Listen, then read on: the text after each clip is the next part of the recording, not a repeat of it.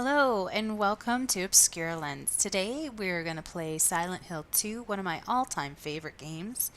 The way I'm sure you've all seen plenty of people playing this online. It's not a new game. It was made in 2001. What I'm going to do is, because I love it so much and I've played it so much, is I'm going to really take my time and walk through some of the historical parts of Silent Hill, some of the little Easter eggs, talk about that, and really just do a decent walkthrough for everyone. I'm also pretty keen on trying to find most supplies, so I'll try to break these into small components and put into the description what I'm doing.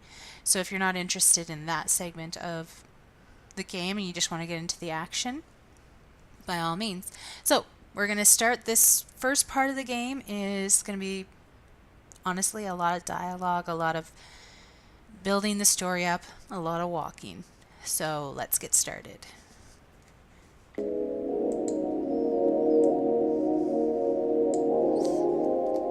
So it starts off with him in this nice, dirty bathroom.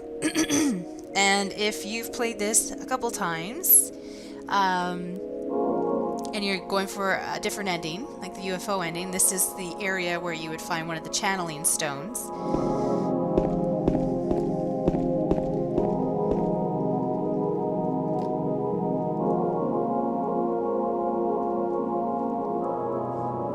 So, yeah. We're gonna get right into why James is here.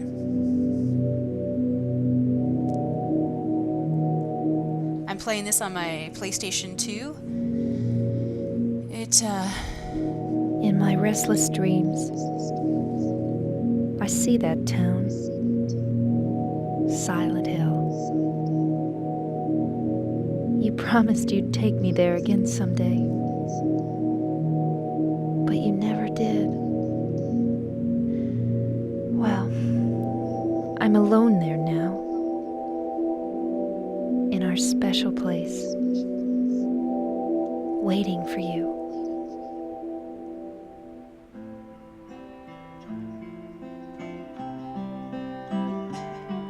I got a letter. The name on the envelope said Mary. My wife's name. It's ridiculous. Couldn't possibly be true. That's what I keep telling myself. A dead person can't write a letter. Mary died of that damn disease 3 years ago. So then, why am I looking for her?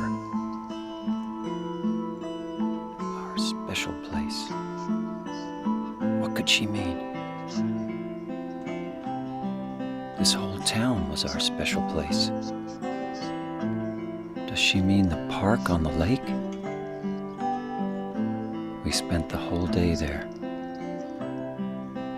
Just the two of us, staring at the water. Could Mary really be there? Is she really alive? Waiting for me?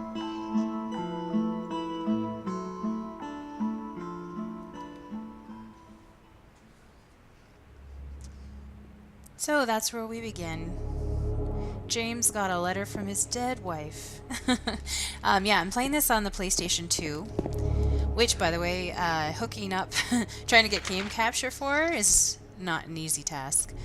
Yeah, so start off with getting the map, very crucial in the Silent Hill series. Like I said, this very beginning part is not going to be too action-packed, but there's a lot of really interesting things. This is sort of a fun little thing, I think, that the developers put in, a welcome sign to James. Everything seems to be closed off, but for some reason there's a welcome sign. I really enjoy that.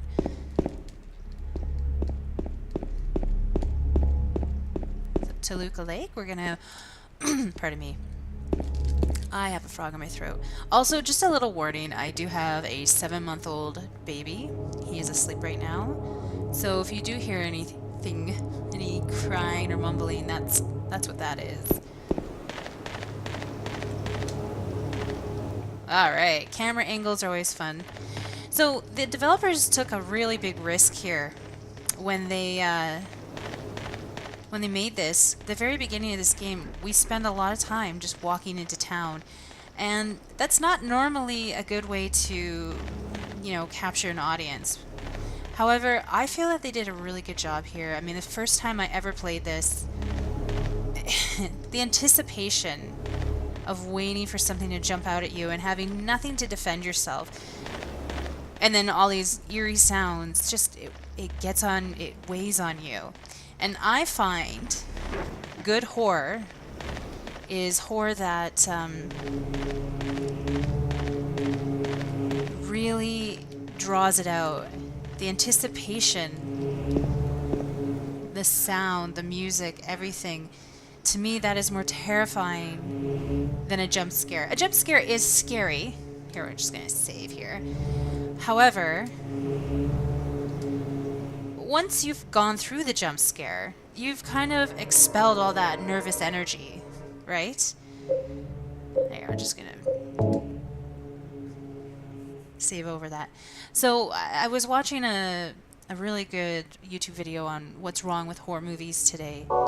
And one of the things they said was, audiences they're so prepared for jump scares that they don't really know what good horror is, and they discount a lot of really good movies that don't necessarily show the monster. They just build on the intensity, the fear of what is.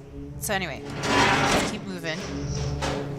I feel Silent Hill 2 does incorporate the jump scares, but it does a much better, sorry about the camera angles, much better job of keeping you on edge.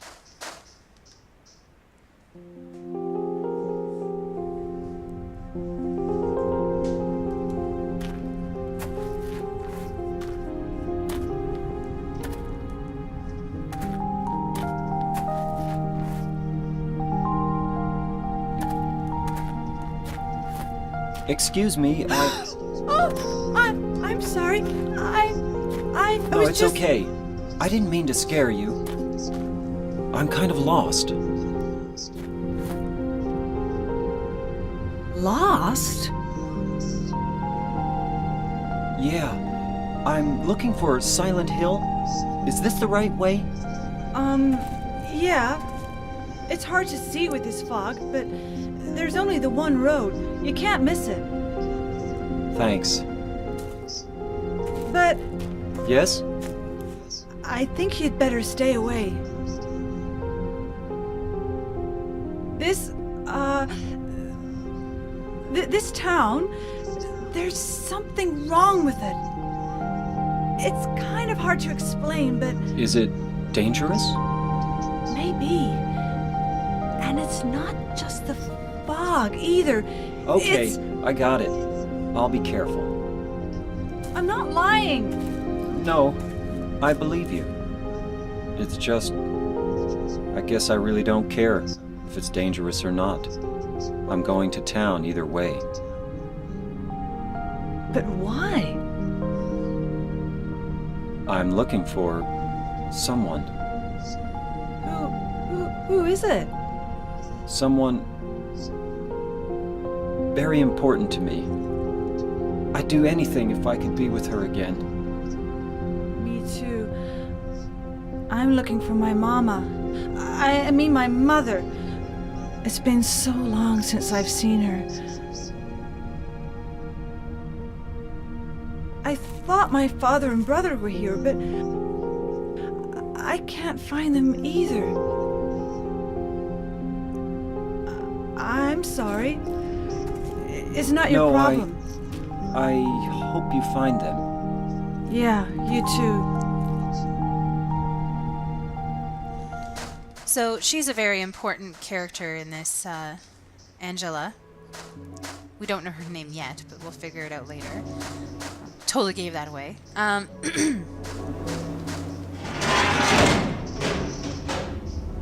Did I just go back the wrong way? Nope. No. Okay. So I'm going to finish walking into town and then wrap this video up just because that is literally how this game works. It's 10 minutes or whatever of me walking into town.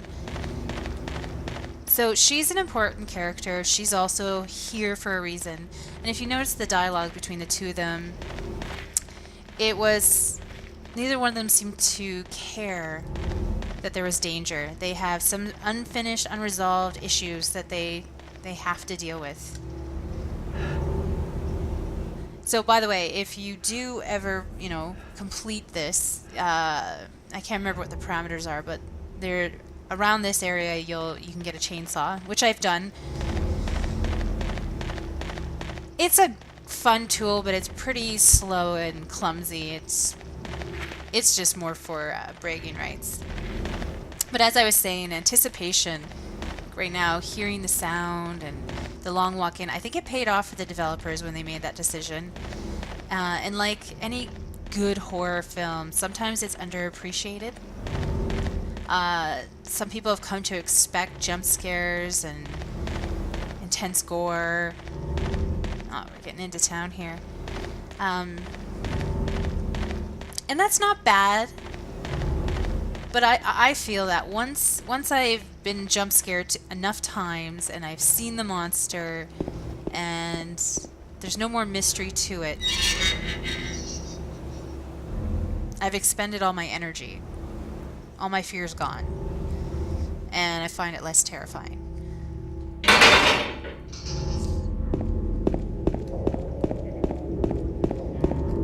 The beauty of Silent Hill is right up until the end. I didn't know what I was getting into, what to expect. To be honest, I was just a ball of nerves. When I first played this, I was a lot younger too, and I ended up having to play with friends. And I think the second time I played it, in my early 20s, I had to have a couple drinks because the anticipation just killed me. But that's the beauty of it. I think, to me, that is a great way to tell a story. Alright, we're getting close to the end of this video here. We're going to get into town. Yep.